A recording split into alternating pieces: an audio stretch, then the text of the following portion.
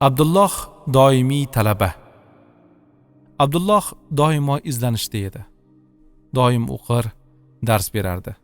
U doimo o'qigan narsalarini birovga o'rgatgan kishi tezroq olim bo'lish haqida eslatib turardi. Uning shijoati shu 60 da ham 18 yoshlarnikidan ziyod edi. Odamlar undan "Siz qachongacha ilm talab qilasiz?" deb so'raganlarida, "Men o'lgunimcha tolibi ilm bo'lmoqchiman. Talabaga barcha narsa istig'for aytadi, hattoki suvdagi baliqlar ham" deyilgan. Shunday ekan, uni tashlab bo'ladimi deb javob berardi. Abdulloh Shom sohilidagi Tarsus, Masisa yoki Makka-i Mukarrama va Madina-i Munavvara shaharlariga qilgan uzoq muddatli safarlarida u yerdagi musulmon ahliga Rasululloh sollallohu alayhi va sallamning hadisi sharif muboraklarini ustozlaridan qanday eshitgan bo'lsa, shunday yetkazar edi. Shuningdek, u o'zining Kufa, Basra, Shom, Xuroson, Makka va Madinaga qilgan safarlari chog'ida odamlarga savdo sirlaridan darslar o'tar, ularni tijorat, o'z xususiy ishlarini boshlashga ko'maklashar va yo'l yo'riq ko'rsatardi. Uning yordami bilan yuzlab insonlar savdo bilan shug'ullana boshladi. Kasb qildi, ilm oldi, tirikchilik tashvishidan qutulib kitob yozdi. Bir safar Xorazmga kelganimizda ko'pchilikning talabi asosida o'z uyida savdo siri va savdodagi halollik haqida ma'ruza qildi. Ma'ruza juda ajoyib bo'ldi. Ayniqsa muhtojligi uchun molini sotadiganlardan foydalanmaslik, asl narxini bilmasdan mol olib chiqqan odamlardan insof bilan xarid qilish, qarzi evaziga uydagi molini, qo'yini, otini past bahoda kelishmaslik, mavsum kelganida narxni ko'tarib xalqni qiynamaslik, mahsulotni o'tkazish uchun qasam ichmaslik, qaytib kelgan mahsulotni xaridorni qiynamasdan qaytarib olish va pulini berish, vaqtga egalik qilish uchun namozlar orasidan foydalanish, moliyaviy mustaqillik uchun katta tavakkal qilish va tushgan daromaddan jamg'arib borish, ota-onaga pul berib turishning ishlardagi barakasi, o'z kasbi bo'yicha tinimsiz kitoblar o'qish va boshqa masalalar yuzasidan batafsil to'xtaldi. Odamlar shu darajada mahliyo bo'lib eshitib o'tirardiki, hovlida sal tiq etgan tovush eshitilardi. Ma'ruzadan so'ng savollarga navbat keldi. Odamlar birin-ketin savollar bera boshladi. Savdoyingiz nima uchun doimo kengayib boradi? Namozlarni vaqtida o'qiyman va savdo haqidagi ilmlarni o'rganishdan to'xtamayman. Alloh taolodan umid qilaveraman. Doimo o'qib, o'rganaman. Men ham sizdek savdogar bo'la olamanmi? Ha, azimatim, bo'la olasan.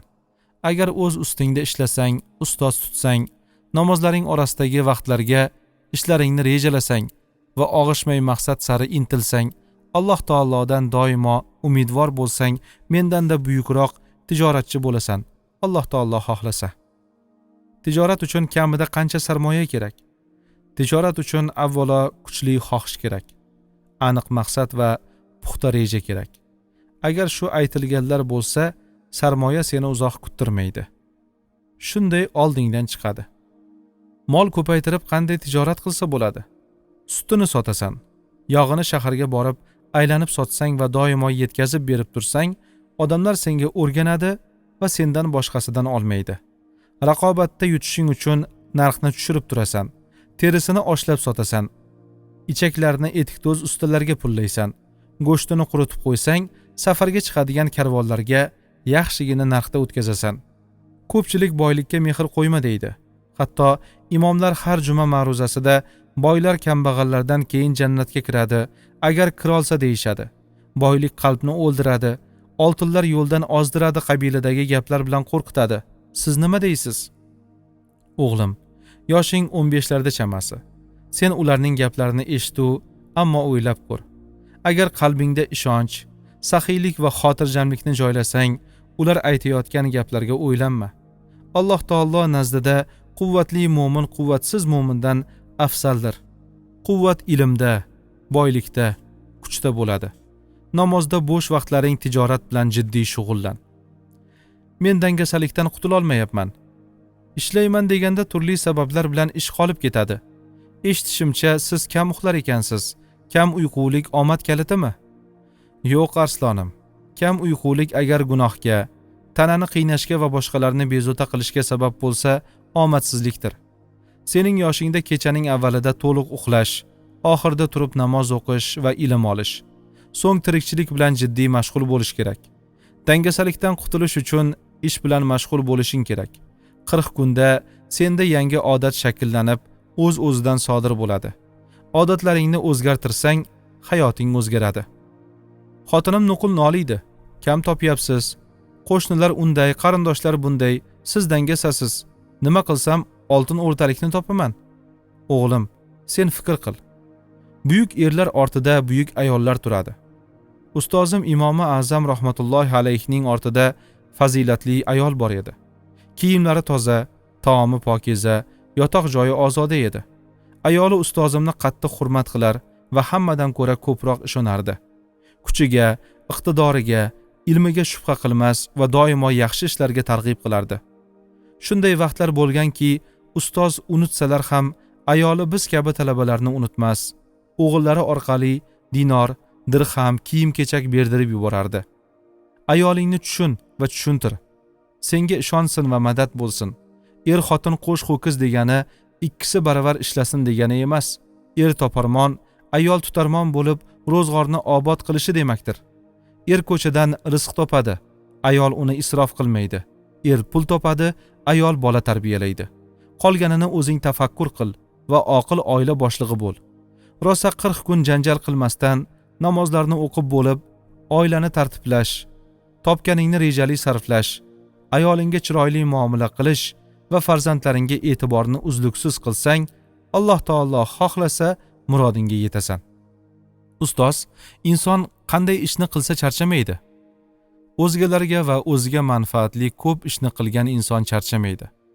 Ko'p ishlash uchun nima qilish kerak? Sen ko'p ishlaganingga emas, qanday natija olganingga qara. Agar ko'p ishlab oz natija olayotgan bo'lsang, demak vaqtingni va ishingni tartibga solishing kerak. Agar oz ishlab oz natija olayotgan bo'lsang, dangasalikni bas qilib ko'proq ishlashing lozim. Savol sal noaniqroqligi uchun javob ham shunday bo'lib qolmasin. Quloq sol. Ish ustida sarflagan vaqtingga emas, nima ish qilganingga boq. Ba'zilar, bir kun ishladim deydi. Ammo qilgan ishi bir pora tilovat qilganchalik vaqtga teng. Shuning uchun doimo natijaga e'tibor bergin. Savollarning keti yo'q edi, lekin vaqt chegaralangan. Peshin namoziga azon aytildi va odamlar masjidga shosha boshladi. Biz ham ibodatga oshiqdik. O'sha kuni hamma xursand. Olgan ilmlari yaqin bir necha yil uchun yaxshigina dastak, qo'llanma bo'lardi. Men ham muhim joylarni yozib qo'ydim. Kelajakda bir kitob yozish uchun.